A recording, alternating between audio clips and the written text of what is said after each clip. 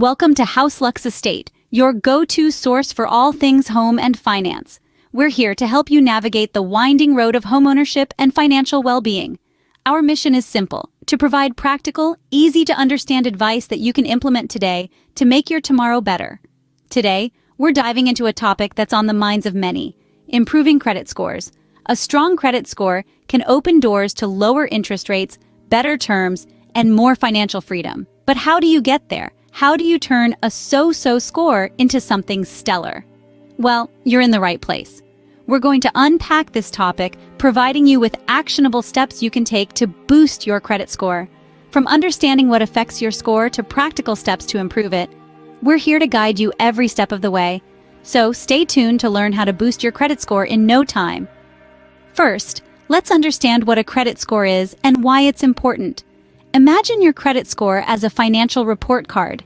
It's a 3-digit number that represents your creditworthiness to lenders, landlords, and sometimes even employers. It's like a sneak peek into how you've managed your financial obligations in the past.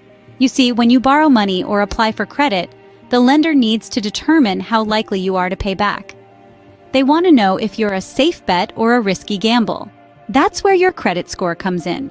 Your credit score is calculated using information from your credit reports, which are detailed records of your credit history. Major credit bureaus, namely Experian, Equifax, and TransUnion, each maintain a credit report on you.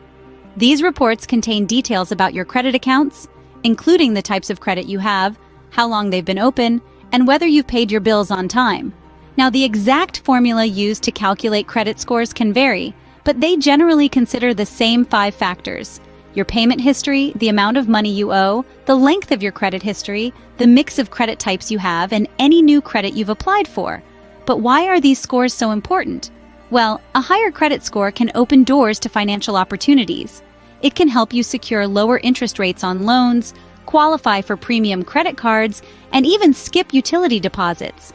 On the other hand, a lower credit score can make it harder for you to get approved for credit and may lead to higher interest rates when you do. In essence, the healthier your credit score, the more financially trustworthy you appear. It's a key factor that influences many aspects of your financial life, from the interest rates you're offered to the types of credit you can access. Now that you understand credit scores, let's delve into how to improve them. The first step to improving your credit score is checking your credit reports.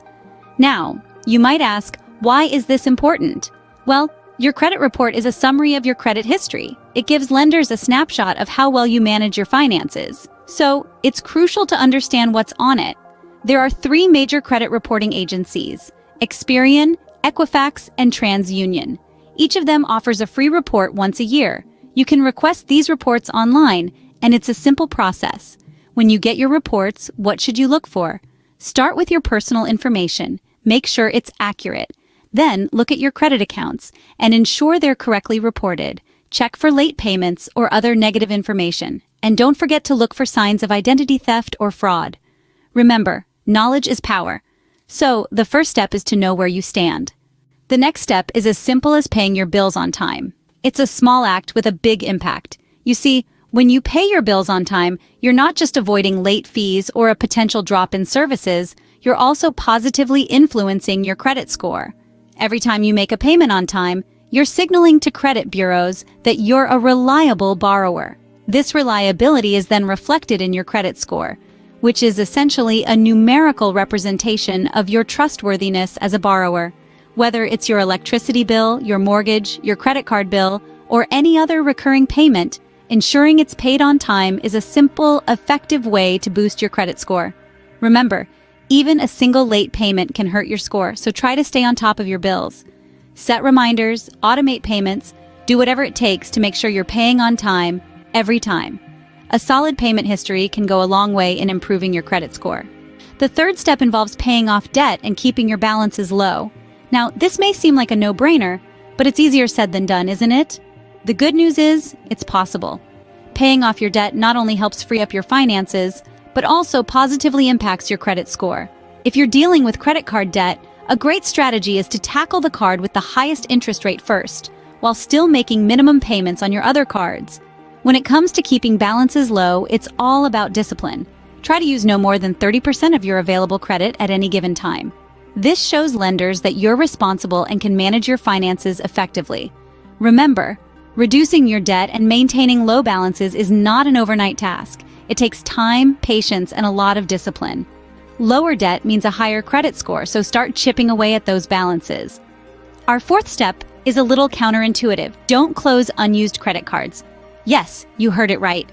It might seem like a good idea to close that dusty old credit card you haven't swiped in years, but hang on, think twice before you do that. You see, one of the key factors that determine your credit score is your credit utilization ratio, which is the amount of credit you're using compared to the total available to you. If you close an unused or seldomly used credit card, you're effectively reducing your available credit, which in turn can increase your credit utilization ratio and potentially lower your credit score. Now, this doesn't mean you should start opening credit cards left, right, and center. It's all about balance. As long as these cards aren't costing you money in annual fees, they can be a helpful tool in maintaining a good credit score. Remember, it's not just about how much credit you have, but also how you use it. The final step is to limit new credit applications. Credit might seem like a lifeline when you need it, but seeking too much of it too quickly can actually harm your credit score. Why, you ask? Well, every time you apply for a new line of credit, the lender performs what's called a hard inquiry on your credit report. These hard inquiries stay on your report for 2 years and can cause a slight dip in your score. And if you're applying for multiple credit lines within a short period, it could indicate to lenders that you're having financial difficulties, which can further lower your credit score. So, while it's essential to have credit, it's equally important to apply for it prudently. Think of it like a diet. You wouldn't want to consume too much of a good thing all at once, right? Remember, each time you apply for credit, it can cause a small temporary drop in your score. So, apply wisely. So, there you have it. 5 practical steps to improve your credit score fast. To recap, we started with understanding the importance of regularly checking your credit reports. This is the first step in our journey to a higher credit score. It's like a health check for your financial status, and it's something you can and should do at least once a year. Spotting errors early and correcting them can prevent a lot of headaches down the line. Next, we emphasize the significance of paying your bills on time, every time. This is a simple yet powerful way to show lenders that you're reliable and can manage your finances responsibly. Remember, even a single late payment can negatively impact your credit score, so it's crucial to stay on top of your bills. The third step we discussed was paying off debt and keeping your credit card balances low. This is all about managing your credit utilization rate, which is a key factor in your credit score calculation. The less of your available credit you use, the better it is for your score.